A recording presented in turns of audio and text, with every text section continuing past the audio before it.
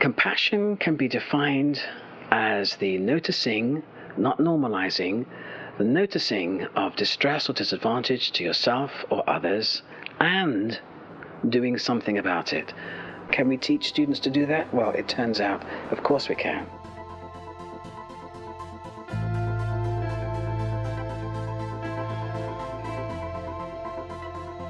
Hello, my name is Theo Gilbert and I'm based in the European University of Hertfordshire in the School of Humanities. Over the past several years, I have become very interested in the cognitive competency of compassion as a secular concept. I'm noticing that neuroscience, anthropology, group psychotherapy, psychology are producing a lot of very interesting research on compassion that is a gift to education. Compassion affects the way our bodies work, the way our minds work, the way our relationships work. Compassion is now being used as a psychotherapy, and compassion is now being used to promote creative business. I always knew that teamwork is a winning formula. When we're dealing with clients, we need to work together, and in order to work together, we need to understand who we're dealing with. Students aren't really developing those micro skills of interaction within group work that we would want them to. These skills are the sorts of things that employers really value. I've been using compassion-focused teaching for the last 3 years. All over the world, there's research going on in compassion. And basically, compassion is the motivation to be sensitive to the needs and experiences of other people, with an effort to try to help them if they are struggling.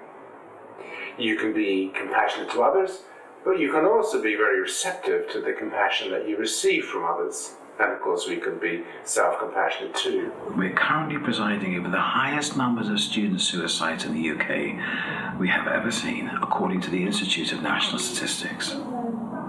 With that comes the highest ever levels of student anxiety and depression. Teams work well together when they care for each other, when they're compassionate for their needs. They make other team members feel safe. We could be doing something about that by rooting compassion into the education system, including into HE. And when you do this, you'll find that your students will feel safer, they'll be less vulnerable to feeling shamed, they'll be more prepared to explore their learning experience, develop critical thinking, conceptual thinking. Well, there is our motivation. HE has a duty to serve the public good. We have a duty to produce graduates who are compassionately critical enough to want to collaborate and be motivated to cooperate in teams of the 21st century to solve the problems of our time, locally and globally. What if the evidence-based micro-skills of compassion could be taught and applied into group work for just those situations, the very situations that students tell us again and again spoil their group work? Small group seminar discussions can be based on each student bringing independent reading to the seminar to present, and then for a small group to discuss together. That independent reading can be based on a previous lecture, but eyes down reading isn't presentation, and that can lead very quickly to the whole group becoming disengaged. Antiparticles have the exact same mass as their sister particles, but an opposite electric charge. For example, take a familiar particle like the electron, which has a negative charge. Its antiparticle is called... Mai can't communicate successfully like this, and with her eyes down, she cannot witness the effect on the group. Names the way the positrons does. Cool. Oh God, I got bored of my own self. The inclusive eye contact that anyone who speaks in the group for any reason needs to maintain with all others in the group is vital. How can you spot distress or disadvantaging in the group if you're not looking at everyone? In fact, eye-tracking studies by Vertigel et al. In computer science found that inclusive eye contact not only equalized participation around the group, but it also enhanced group critical thinking processes. Ladies and gentlemen, my name is June, and my article is from The Guardian. It's published on 22nd September 2016, written by Sandeep Parmar. Okay, this article talking about this book, The Good Immigrant. I would like to recommend this I love. Presentations are not normally interrupted unless someone doesn't understand, and then they need to get clarity before the discussion starts. It isn't a good idea to lead a speaker to think that he or she has communicated successfully when they haven't. But the interruption need only be one word. People overlook it, but I still feel a bit offended when people say "ni hao" to me. Sorry? Ni hao. Ni hao means hello in Chinese, and I'm not even from China. Sometimes, very problematically, one person dominates the discussion, a monopolizer, and that behavior must be disrupted. It may be that the monopolizer is over-enthusiastic or individualistically competitive, or, as Yalom in psychotherapy suggests, it can often be because the monopolizer is anxious. Whatever the reason, the monopolizer is blocking out alternative reference points and perspectives for himself and the group. Alpha pairs can be just as damaging. That's when two people take over the group in a sustained dialogue. And that, as Bion suggests, will also render the group dysfunctional.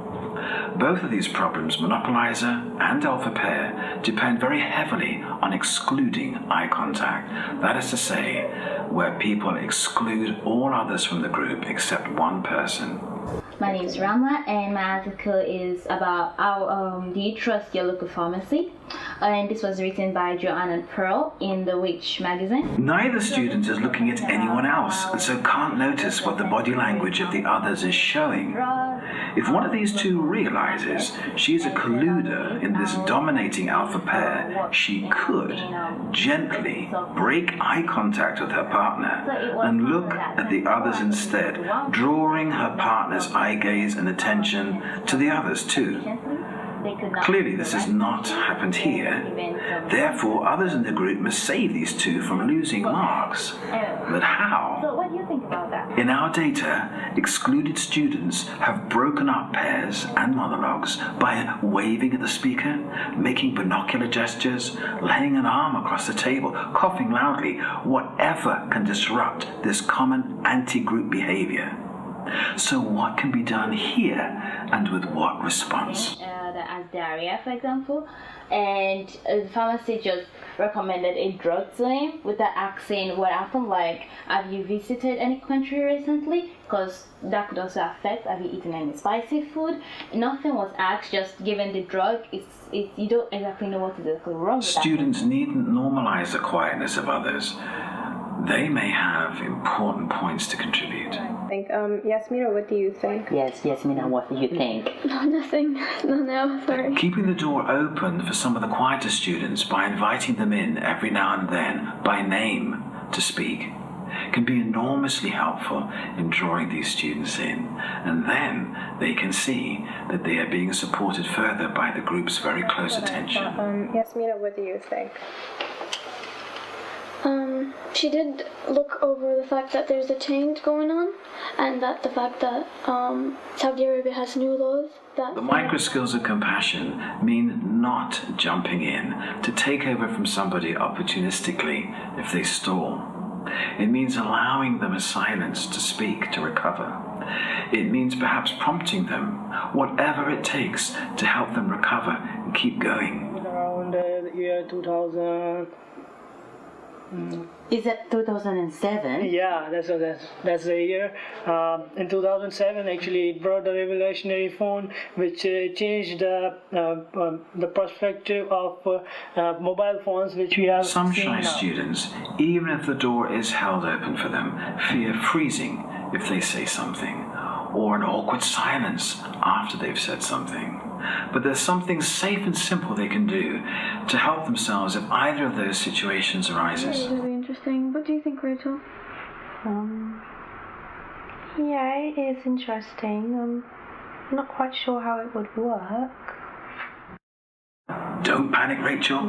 Throw that hot potato quick. What do you guys think?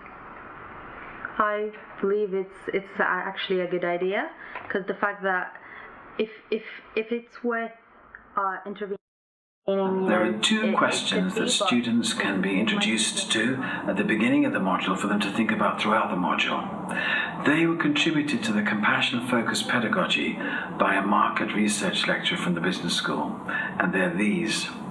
What are my fellow students doing to enhance my social and learning experience in this group work that I most value in them? The next, what am I doing to enhance my fellow students' social and learning experiences in this group work that they most value in me? So if we wanted to embed compassion into the higher education curriculum, what would the effects be, if anything, on the students' academic performance?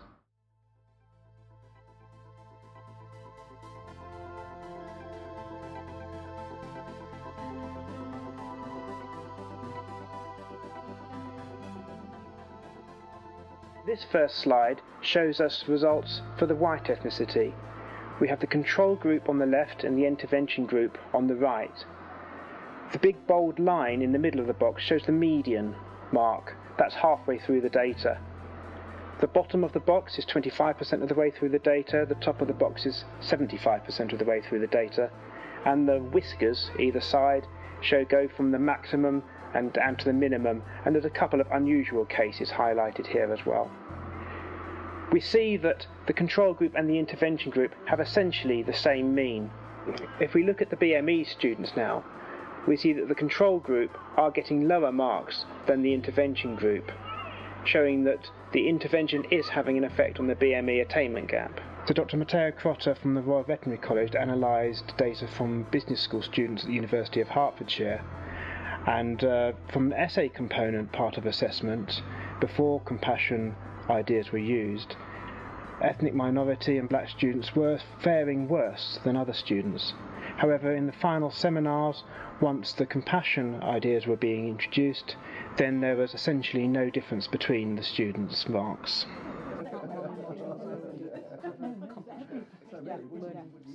A speed meet early in the module is a great way to unglue cliques, and the effect of that can be reinforced by getting students, if they want to go onto WhatsApp. That has proved very popular with students and the groups that we've worked with for our research.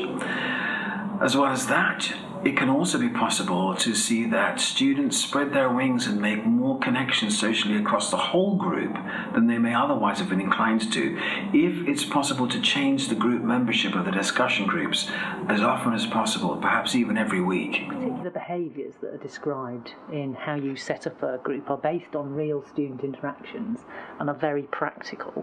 So you're telling people things they recognise in their experience of group work, and also how to make things better. So things about eye contact, things about not letting people monopolise. People get that, and they have a practical set of tools that they know how to use. Although sometimes there's a bit of anxiety around the word compassion, as soon as it's introduced as an evidence-based approach, which isn't fluffy and unfocused, I have not had anyone resist the idea. I think everybody recognises the fact that when you're in any kind of social context, and that includes lots of university settings, if you are not feeling safe and relaxed, your mental energy is drained away from the task at hand. So I don't think anyone in the years that I've been using it has not recognised that idea. The moment you say, bring some research that you've done to discuss it with the group, somebody will monopolise or somebody will say nothing. And it's this idea of raising awareness of what you can do as a group and how to help each other to actually promote that learning that takes place through compassion. I think it's working really well. It's actually something that in groups, if we talk to each other, listen carefully, together build a collaborative argument, look at how our group is functioning and supporting each other, that mirrors and models the way in which an argument or a theory is constructed in research as well. It's very important to make sure students understand who they are, who they're going to work with, and how they work with each other. underpinning that is compassion. The reason that I am very taken with the compassionate pedagogy is I think it's got a really transformative effect on students for when they're thinking about going into work after graduation. And I think it's particularly pronounced for students who study the STEM disciplines, so science, technology, engineering and maths. Those disciplines make a good use of group work, but my experience of working with students in engineering and some staff in those disciplines as well is that a lot of emphasis is put on the product that comes out at the end of the process of group work and less emphasis on the process and how people work together. And sometimes that means that what you end up with is a very competitive process, and students aren't really developing those micro skills of interaction within group work that we would want them to. These skills are the sorts of things that employers really value. Certainly this strategy is good for enabling, at least, or giving students confidence to think, actually, being part of a group is useful to me, that I can therefore develop as a person as well. So we know that loneliness is a big problem in student life and the student experience, and I think this is a really good way of combating that. Nathan, dermatology. June, law. Thank you. Oh, sorry.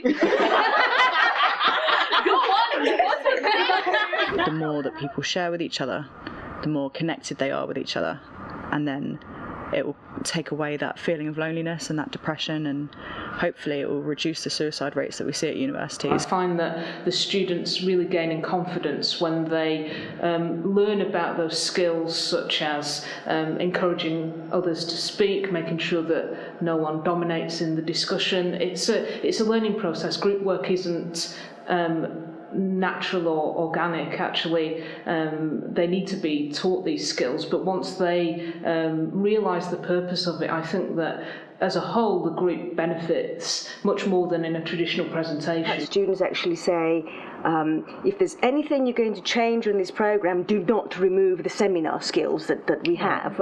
We introduced this to our first year student midwives this year. They were in week 4 of their programme.